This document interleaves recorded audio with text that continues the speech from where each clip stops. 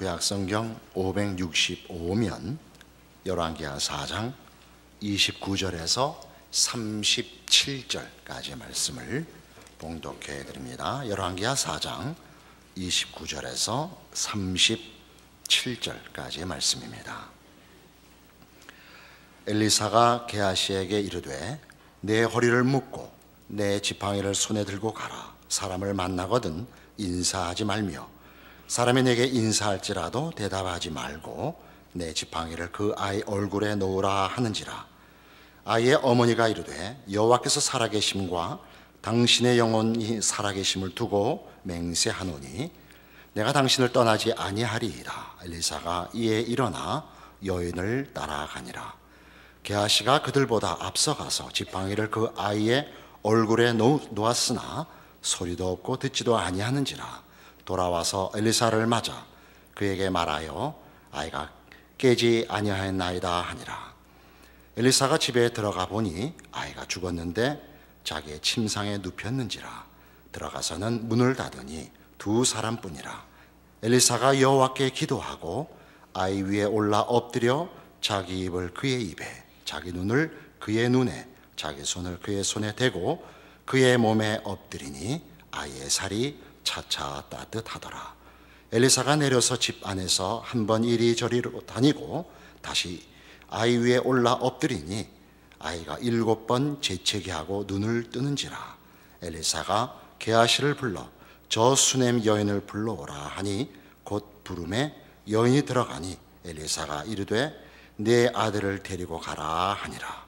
여인이 들어가서 엘리사의 발 앞에서 땅에 엎드려 절하고 아들을 안고 나가니라. 오늘 본문으로 읽은 열왕기하 4장에는 몇 가지 엘리사의 기적이 기록되어 있습니다.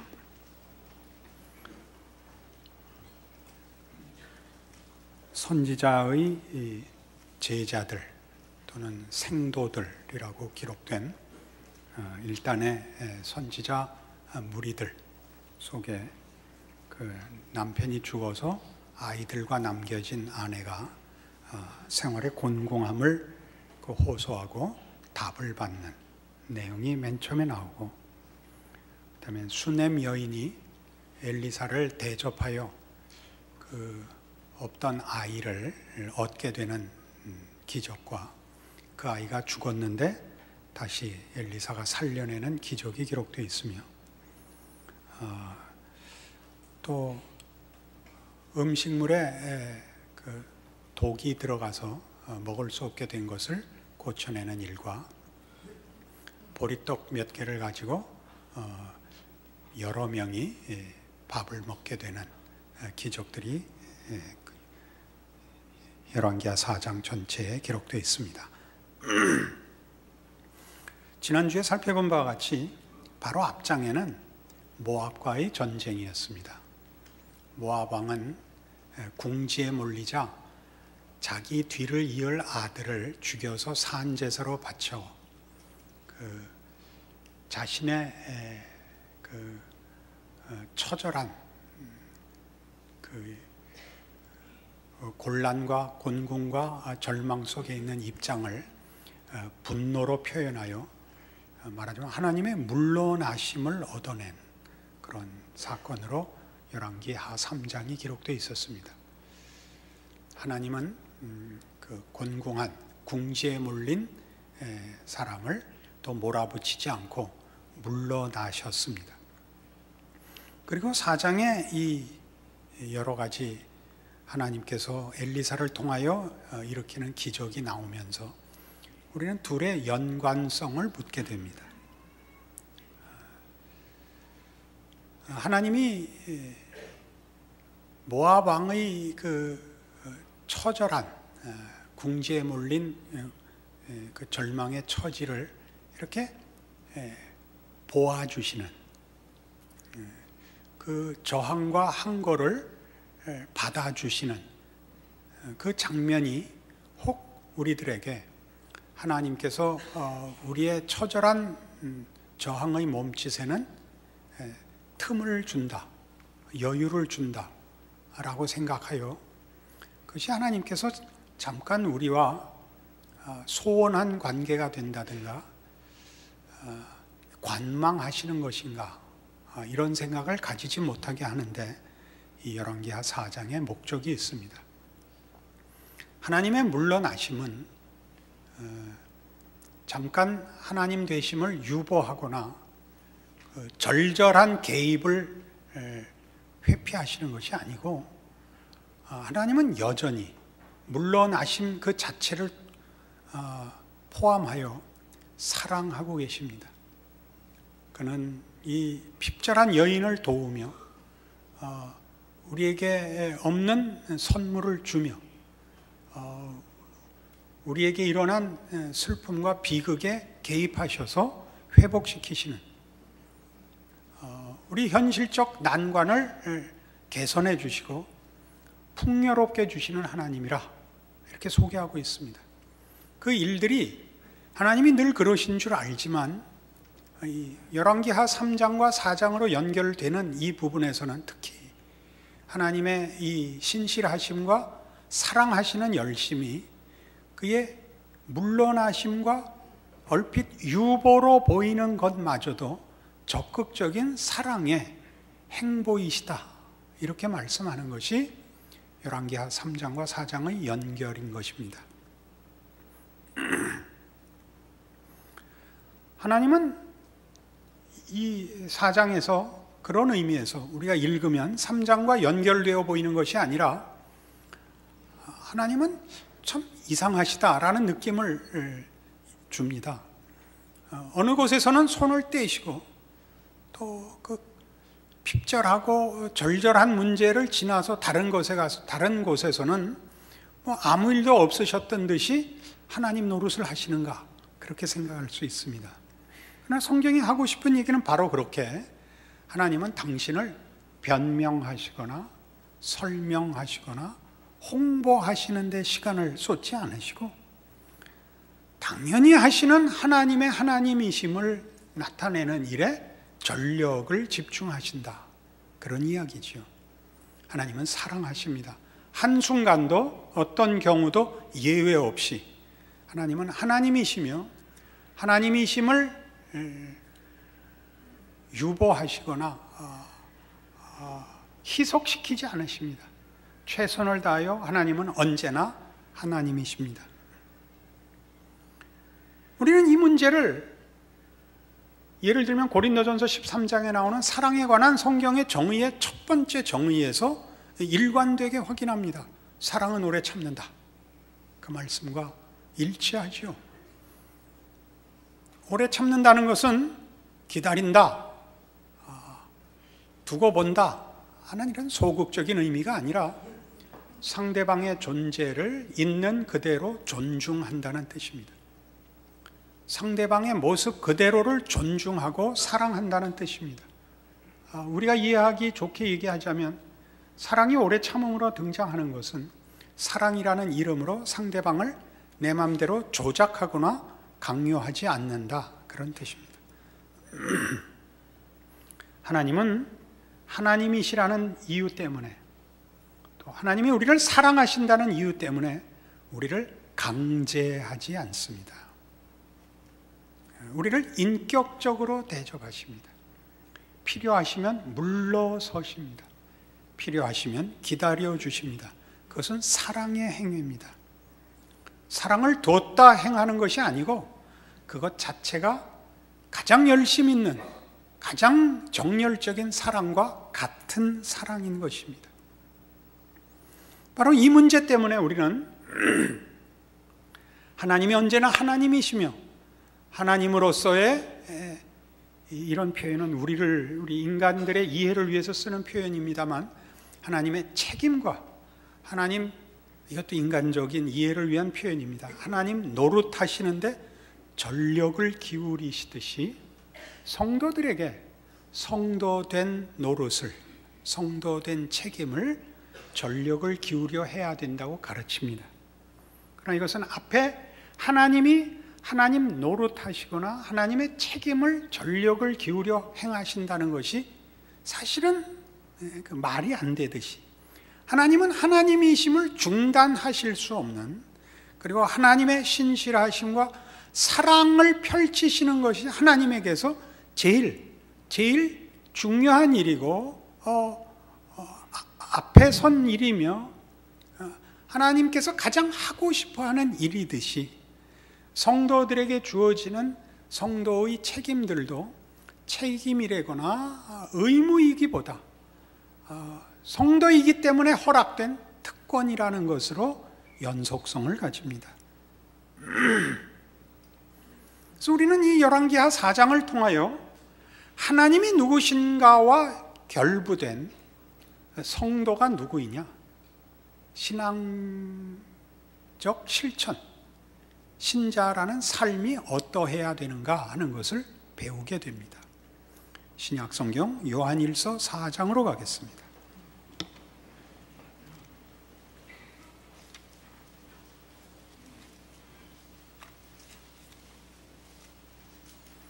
(391페이지) 신약성경 391페이지 요한일서 4장 7절입니다. 사랑하는 자들아, 우리가 서로 사랑하자. 사랑은 하나님께 속한 것이니 사랑하는 자마다 하나님으로부터 나서 하나님을 알고 사랑하지 아니하는 자는 하나님을 알지 못하나니 이는 하나님은 사랑이심이라. 그러니까 우선적으로 무슨 얘기를 하나 보십시오. 신앙생활이란 뭐냐? 하나님을 아는 것이며 하나님이 사랑이시라는 걸 아는 것이며, 그래서 사랑을 행할 수밖에 없는 것이 신앙생활이며 성도라는 정체성이다. 이렇게 시작을 합니다. 하나님의 사랑이 우리에게 이렇게 나타난 바 되었으니 하나님이 자기의 독생자를 세상에 보내심은 그로 말미암아 우리를 살리려 하심이라. 사랑은 여기 있으니 우리가 하나님을 사랑한 것이 아니요 하나님이 우리를 사랑하사 우리 죄를 속하기 위하여 화목 제물로 그 아들을 보내셨습니다. 그러니까 이 구절이 뜻하는 바는 그래서 사랑은 받을 만한 사람한테 베푸는 보상이 아니며 하나님이 하나님이시기 때문에 하시는 하나님 되심의 정수이며 성도들이 본받고 따라야 할 일인 정도가 아니라 하나님의 자녀라면, 그 사랑을 힘입은 자녀라면 사랑 이외에 다른 것으로 그의 삶의 정체성과 삶이라는 것 자체를 다른 일로 대신할 수 없는 신자된 표출이라는 것을 얘기하죠. 하나님께서 모압 왕의 자폭과 절망과 분노에 반응하시는 물러서심, 그의 분노로 답하지 아니하시며 그의 자폭에 폭력으로 답하시지 않고 그가 받을 수 없는 그의 분노와 그의 저항과 그의 무지와 그의 사실은 못난 것에 대하여 하나님은 하나님으로서 반응하시듯이, 그래서 우리가 하나님의 피조물인데도 불구하고 하나님께 믿음을 바치지 못하고 헌신하지 못하며 우리 마음대로 하나님 없이 사는 데 대하여 하나님이 우리의 못난 대로 갚지 아니하시고 우리의 저항에 분노하지 아니하시고 하나님이신 사랑과 신실함으로 은혜를 베푸신 것 같이 우리로 신자란, 성도란, 신앙의 삶이란 어떠해야 하는가를 하나님의 하나님 되심으로써 보이고 가르치고 찾아오고 있다고 말하는 것이죠.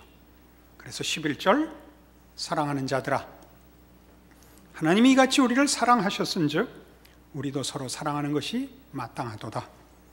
어느 때나 하나님을 본 사람이 없을 때 만일 우리가 서로 사랑하면 하나님이 우리 안에 거하시고 그의 사랑이 우리 안에 온전히 이루어지느니라. 그러니까 예수님이 이 땅에 오셨을 때 예수님의 성육신을 요한복음에서는 이렇게 얘기했습니다. 아무도 하나님을 본 사람이 없을 때 독생하신 그리스도께서 나타내셨느니라. 우리가 그의 영광을 보니 하나님의 독생자의 영광이요 은혜와 진리가 충만하더라 라고 요한복음은 진술하고 있습니다. 그러니까 신자된 자의 정체성과 신앙의 정수는 뭐냐고 할 때 우리를 보면 우리가 하나님을 믿는 자인 줄 알아야 됩니다. 하나님을 믿는 자라는 것은 하나님이 누구신가라는 정체성으로부터 이어지는 우리의 정체성 말입니다. 아, 하나님은 이런 분이구나. 저들은 하나님을 믿는 사람이구나. 우리 세상에서 많이 당하는 질문 있지 않습니까? 너 하나님을 믿어? 그 하나님을 보여봐. 그럴 때는 그것이 초월적인 능력을 의미하는 것일 겁니다. 대부분 세상은 세상이 가진 힘보다 더 큰 것으로 너희의 믿음을, 신앙을 증거하라고 우리에게 하나님을 보여봐라고 위협하고 신문하는 것일 겁니다. 그러나 성경이 하는 얘기는 우리의 성도된 정체성은 하나님은 이런 분이구나 라고 드러나야 된다는 것이죠. 하나님은 이런 분이구나. 그래서 우리 보고 사랑하라고 합니다. 기독교 신앙은 그 가장 대표되는 특성이 사랑이죠. 예수 믿지 않는 사람들도 기독교가 사랑의 종교라는 것을 압니다. 바로 그 이유 때문에 사랑은 대부분 모호합니다. 사랑은 이렇게 눈이 풀어지고 팔 벌리는 것이 되고 말았습니다. 사랑합니다. 그런 얘기가 지금 아닙니다. 사랑이란 하나님이 하나님이실 수밖에 없듯이 성도들은 성도들일 수밖에 없는 그 본질을 말합니다. 그 본질은 태도에서 나오는 것이 아니고 본질에서 나오는 것입니다. 그러니까 본질적인 이해로서 사랑을 요구하고 있습니다. 사랑이 뭐냐? 사랑이 뭐냐? 성경은 요한복음 15장에서 그 사랑을 실천적인 차원에서 이렇게 가르칩니다.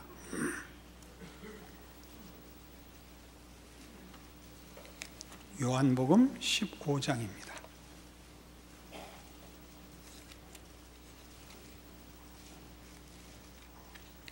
9절 말씀입니다. 아버지께서 나를 사랑하신 것 같이 나도 너희를 사랑하였으니 나의 사랑 안에 거하라. 내가 아버지의 계명을 지켜 그의 사랑 안에 거하는 것 같이 너희도 내 계명을 지키면 내 사랑 안에 거하리라 합니다. 내 사랑 안에 거하는 것, 사랑은 아마 사랑이신 하나님 안에 거하여 사랑에 잠기는 것일 겁니다. 우리 성경적인 표현으로 가장 이 문제에 접근된 표현은 에녹이 하나님과 동행했다 라는 표현일 것입니다. 또는 예수님께서 같은 요한복음 8장 찾아보셔야 됩니다. 요한복음 8장 29절에 하신 이 말씀일 겁니다. 나를 보내신 이가 나와 함께 하시도다. 나는 항상 그가 기뻐하시는 일을 행함으로 나를 혼자 두지 아니하셨느니라. 이게 사랑일 것입니다. 하나님과 동행하는 것, 하나님 안에 거하기, 그의 사랑에 잠기기라고 얘기할 수 있습니다. 그러니까 우리가 사랑해야 하는 것은 하나님과 함께 하는 것입니다. 우리는 이미 구원이 하나님과의 화목이라는 것을 압니다. 그렇죠? 구원이 하나님과의 화목이며 죄란 하나님과의 단절입니다. 그러니까 우리 신자들이 가지는 사랑은 구원의 가장 본질적인 내용이며 신자로서 누리고 그리고 증거하고 실천해야 될 가장 본질적이고 우선하는 내용일 것입니다. 그래서 우리는 예수 안에 거하여 이 사랑에 참여해야 합니다. 그런데 어떻게 그렇게 그러면 예수 안에 거하며 하나님과 동행하는가? 어떻게 하면 사랑 안에 거하는가? 다시 요한복음 15장으로 오셔서 지금 그 10절이 하는 말씀은 그겁니다. 내가 아버지의 계명을 지켜 그의 사랑 안에 거하는 것 같이입니다. 아까 본 요한복음 8장은 뭐였죠? 내가 아버지의 기뻐하시는 일을 행함으로 나를 혼자 두지 아니하셨다이죠. 여기는 내가 아버지의 계명을 지켜 그의 사랑 안에 거하는 것 같이 너희도 내 계명을 지키면 내 사랑 안에 거하리랍니다. 계명은 성경의 가르침입니다. 성경의 성도를 향한 명령들, 요구가 계명입니다. 더 크게 우리는 그걸 율법이라고 얘기할 수 있습니다. 율법사의 질문이 그것이었죠. 율법 중에 제일 큰 계명이 무엇입니까? 라는 질문에 예수님께서 첫째는 내 마음을 다하고 뜻을 다하고 성품을 다하여 주 너의 하나님을 사랑하라 하셨으니 이것이 크고 첫째 되는 계명이요. 둘째는 이와 같으니 내 이웃을 내 몸과 같이 사랑하라 하셨으니 이 두 계명이 온 율법과 선지자의 강령이니라 라고 말씀하셨습니다. 사랑하랍니다. 사랑하라. 사랑은 뭐냐? 계명을 지키는 겁니다. 계명을 지킨다는 것이 뭐냐? 하나님의 기뻐하시는 뜻을 내 기쁨으로 가지는 겁니다. 하나님의 기뻐하심은 하나님이 우리를 사랑하셨듯이 우리가 하나님을 사랑하고 하나님이 모든 피조물들을 복주시고 사랑하신 것 같이 이기적인 마음에서 벗어나 나뿐 아니라 하나님이 지은 모든 세상과 이웃을 사랑하라 하는 것일 겁니다. 이 문제는 사랑이라는 차원에서 조금 더 깊은 이해를 필요로 합니다. 우리가 이웃을 사랑한다, 하나님을 사랑한다 하는 것들은 구체적으로 율법으로 드러날 때 말하자면 부모를 공경하라, 도적질하지 마라, 살인하지 마라, 네 이웃의 것을 탐내지 마라, 이런 구체적인 계명으로 주어집니다. 그런 일들은 자칫 잘못하면 그저 윤리와 도덕이 될 수 있습니다. 사랑은 윤리와 도덕을 포함합니다. 그것과 다른 길로 가지 않습니다. 같은 길에 윤리와 도덕보다 높은 데 서 있습니다. 사랑이라는 것은. 그럼 윤리와 도덕이 사랑까지 가지 못하면 무엇이 되는가? 자기의가 됩니다. 그것이 다만 윤리와 도덕에 멈출 때에는 그것을 행하는 사람이 부각됩니다. 그러나 그것이 사랑일 때는 윤리와 도덕이 사랑으로 가기 위한 길잡이이고 하나님이 누구신가가 부각됩니다. 그 둘은 다릅니다. 우리는 성경의 요구들이 바로 그래서 그것이 다만 윤리와 도덕이 가질 수 있는 자기 증명에 불과한 것과 다르다는 걸 증명하기 위해서, 가르치기 위하여 조금 다른 표현들을 쓰는 것을 볼 수 있습니다.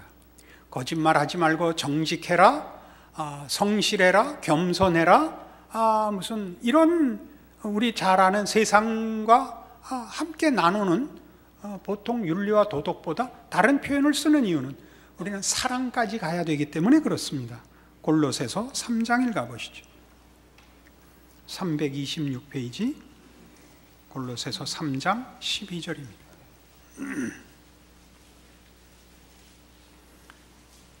그러므로 너희는 하나님이 택하사 거룩하고 사랑받는 자처럼 긍휼과 자비와 겸손과 온유와 오래 참음을 옷 입고 누가 누구에게 불만이 있거든 서로 용납하여 피차 용서하되 주께서 너희를 용서하신 것 같이 너희도 그리하고 이 모든 것 위에 사랑을 더하라. 이는 온전하게 매는 띠니라. 이게 무슨 말씀인지 이제 아시겠죠? 거짓말하지 않는 것과 다릅니다. 살인을 하지 않는 것과 다릅니다. 훨씬 더 지나갑니다.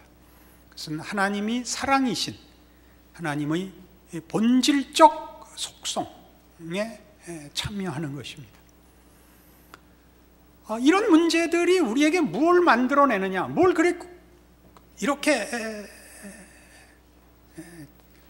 도덕과 신앙을 따지고 윤리와 사랑을 나눠야 되느냐, 이런 중요한 현실적인 신앙 실천 때문에 그렇습니다. 어떤 신앙 실천? 우리는 사랑이라는 것이 도덕을 다 능가해야, 자기를 정결케 해야 실천할 수 있는 것으로 잘못 생각하곤 합니다. 그래서 우리의 신앙의 출발은 언제나, 신앙적 실천은 어디에 뿌리를 두느냐 하면 흠없음에 뿌리를 둡니다. 당연히 회개하는 것은 당연한 일이지만 회개로 남김없이 자신을 만족할 만큼 씻어내기 전에는 신앙 생활을 하지를 못합니다. 이 부분을 이해하시죠? 그러니까 우린 자책하다가 끝납니다. 자책하고 이웃 앞에 나 이제 더 이상 흠이 없고 내가 당신에게 가졌던 모든 잘못들도 이렇게 사과를 하노라 하는 이 밤낮 이 이태리 타올로 죄를 씻다가 그거 증명하고 다니다가 사랑은 할 틈이 없더라 이겁니다. 돌아보는 회개를 하다가 회개하지 말라는 말이 아닙니다. 우리는 그러니까 늘 아직도 씻을 죄가 많다라는 데 늘 현실적인 자기 확인이 있지, 지금 당장 하나님의 사람으로 살 수 있다는 사실은 놓칩니다. 그게 오늘 열왕기하를 통해서 하려는 내용입니다. 여러분은 어제 흉악한 죄를 지었을 수도 있고 그제 아직 다 풀지 못한 숙제를 안고 있을 수 있습니다. 그러나 여전히 하나님의 사람입니다. 여러분이 뻔뻔스러워지라든가 후안무치가 되라는 소리는 아닙니다. 잘못한 거는 고쳐나가야 됩니다. 그러나 우리의 고쳐나감은 말하자면 바로 이런 윤리적 도덕적 진전 위에 있는 것이 아니라 하나님의 자녀이기 때문에 언제나 가능한 것입니다. 그것이 원색적이고 유치할 수 있어도 언제나 당장 가능합니다. 하나님의 아버지이시기 때문입니다. 여러분이 영적으로 3살일 수도 있고 30살일 수도 있습니다. 3살일 때도 하나님은 아버지이고 30살일 때도 하나님은 아버지입니다. 그 둘의 차이는 없습니다. 여러분이 더 성숙한 신자가 되어야 하는 것은 당연한 일입니다. 그러나 그것과 우리의 생각은 사실 조금 다릅니다. 우리는 30살이 자격이 되기 때문에 3살부터 30살 사이를 하나님을 아버지라 부르지 않고 유보하고 있습니다. 혹은 체념하고 있습니다. 혹은 짐짓 외면하고 있습니다. 그것이 우리 신앙의 사실상의 현실입니다. 체념하는 것, 미루어 놓는 것, 보류하고 있죠. 하나님 그러시지 않더라는 말이죠. 하나님은 유보해 보이는 때에도, 거리를 두는 때에도 그것이 사랑이시지 두었다 보자는 아니시더라니까요. 우리 성도들도 그렇습니다. 우리가 윤리도덕적인 하자가 생길 수는 있어도 그 순간에도 하나님의 사람인 것만은 어떻게 희석시킬 수도 부정할 수도 취소할 수도 없는 현실입니다. 그래서 여러분에게 무슨 용기를 성경이 주고 있느냐? 지금 당장 하나님의 사람으로 존재하고 살아라 라고 얘기한다는 사실입니다. 그 부끄러운 걸 해결해야만 신앙생활을 하겠다라는 것만큼 기독교인들을 시험에 빠뜨린, 우리 모두가 정당한 것으로 알고서 스스로의 신앙생활을 사실은 방해한 일도 없을 것입니다.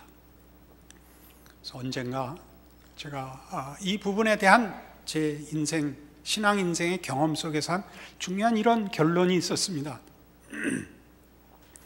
나는 나의 비열함에 나를 내어주지 않겠다라는 지점까지 왔습니다라고 한번 말한 적이 있습니다. 비열함이라는 게 나쁘면 나의 못남이라고 바꿔 써도 됩니다. 대부분의 신앙인들이 가지는 자책성 결벽증입니다. 자책성 결벽증, 그 병명이 묘하죠. 사실 성도들은 이 병에 더 잘 걸립니다. 게으른 것보다 이 병에 더 많이 걸립니다. 제가 얘기했던 거는 다시는 못난 데 나를 내어주지 않겠다라는 것이 다시 못난 짓을 하지 않겠다라는 얘기가 아니고, 내가 못났다는 사실에다가 나를 포기하지 않겠다입니다. 못났지만 오늘도 하나님의 자녀인 것을 기억하고 나 양보하지 않으리, 이것이 그 고백이었습니다. 이 말씀이 여러분에게 은혜가 되지 않으면 대책이 없습니다. 여러분 모두가 갖고 있는 문제입니다. 저와 같은 시대, 같은 신앙 유산 속에서, 환경 속에서 자라왔다면 이 문제가 아마 공통되는 문제일 것입니다. 자신의 못남 때문에 신앙생활을 언제나 보류했을 것입니다. 언젠가 다 씻는 날, 해결하는 날, 내가 그때 더블로 갚겠습니다. 이게 표현하지 않은 우리들의 신앙에 있어서의 현실적 오해입니다. 그렇지 않더라는 걸 알았죠. 나는 나의 비열함에 나를 내어주지 않겠다가 그겁니다. 나는 오늘을 신자로 살겠다. 어제 잘못한 것이나 이따가 또 잘못할지 모르는 것은 지금 따지지 않겠다. 지금이라는 시간은 언제나 하나님께 바치겠다. 조금 적극적인 표현을 만들었습니다. 나는 하나님과 동행하는 것을 어떤 것에도 내어주지 않겠다. 하나님과 동행하겠다. 부끄럽게 동행해도 좋습니다. 낯이 뜨뜻하게 동행해도 좋습니다. 나는 하나님과 동행할 것입니다. 왜요? 하나님이 동행하심을 취소하지 않으시니까요. 그게 오늘의 일입니다. 여기에 열왕기하에 등장한 이 5가지인가의 이 기적은 모두 다 하나님이 하셨습니다. 그것을 받을 만한 사람들이 받지 않았습니다. 그리고 그 앞에 있었던 이야기는 모압 왕의 이야기였습니다. 가장 사랑을 받기에 부적절한, 조건적으로 가장 열악한 상태에 있는 데서부터 하나님은 일하고 계십니다. 우리 모두가 이 고백을 하죠. 하나님과의 동행을 우리는 다른 것과 바꾸지 않겠습니다. 그걸 조금 더 보편적인, 신앙적으로 보편적인 표현을 쓸까요? 하나님, 저는 믿음을 어느 경우에도 포기하지 않겠습니다. 이게 이 말입니다. 여러분, 믿음을 포기하지 않겠다면 다시는 실수하지 않고 다시는 실패하지 않는 것으로 생각하지 않습니까? 그렇지 않습니다. 실수와 실패에도 불구하고 나는 믿음이라는 것을 놓지는 않겠습니다.